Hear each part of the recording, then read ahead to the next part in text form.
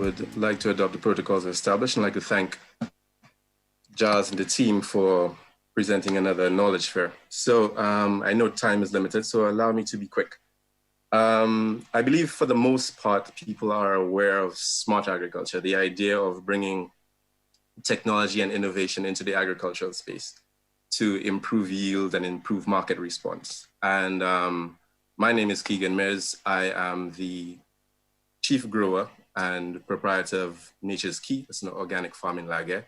And I'm also the agricultural lead for an agrotech company called Guru. Thank you, Mr. Ogier. You actually gave us a nice bit of PR there.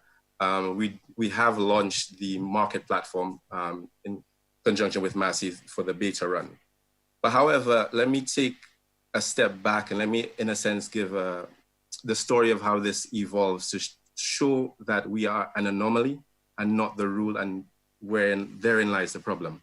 In 2016, I charted this platform and I took it to the Ministry of Agriculture. And I'm not knocking any government exactly, but I just want us to understand, just get some context here. So we spent 6 months hashing out how this could work. After 6 months, I was basically ghosted. No more return calls, no one returning the emails. And I stopped. At that point in time, I called it the One Market Initiative. Shortly after that, I just continued back on my farming, but the issue here with lack of data and a disconnect between the producers and the consumers and the buyers was still a huge factor, still is a huge factor in agriculture. So I met with a former school friend of mine and now my business partner, Jade. And so we came up, okay, we're going to do Guru, we're going to do this agrotech company, and this is going to be one of the things. Another part of it was actually developing a system that would respond to climate change, a growing system.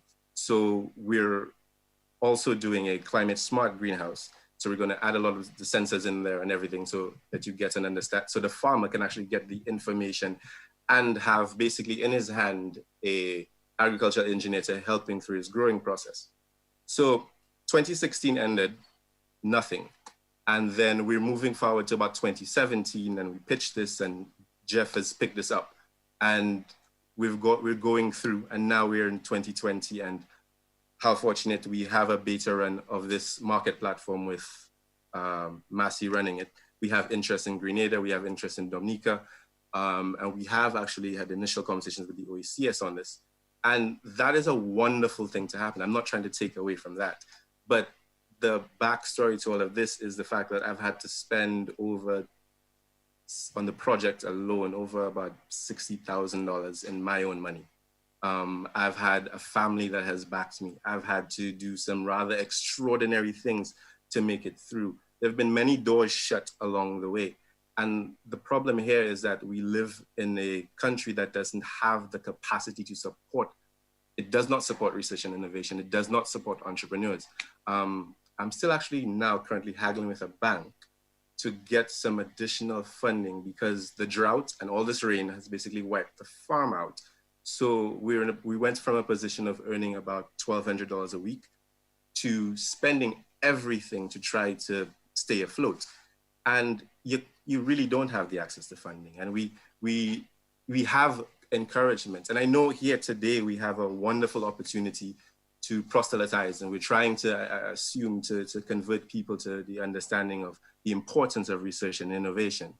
But at the same time, to all of us here who are doing this, there's also the truth that faith does not pay the bills.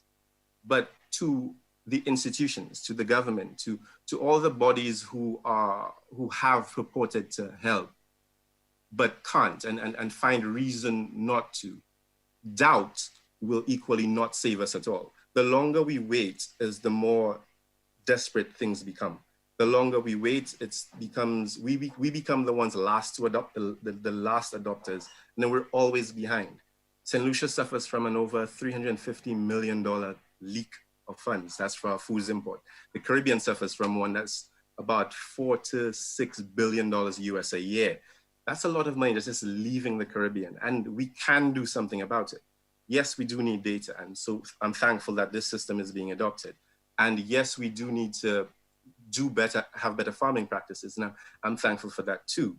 But at the same time, I can give you at least 4 concrete ways of doing different projects in, say, St. Lucia and the Caribbean that can help fisheries. It can help with Mr. McDoom was talking about desilting, for us not to have to do desilting, so which means that we can have better seagrass beds, we can help the pelagic species, our coral reefs, and our entire fisheries.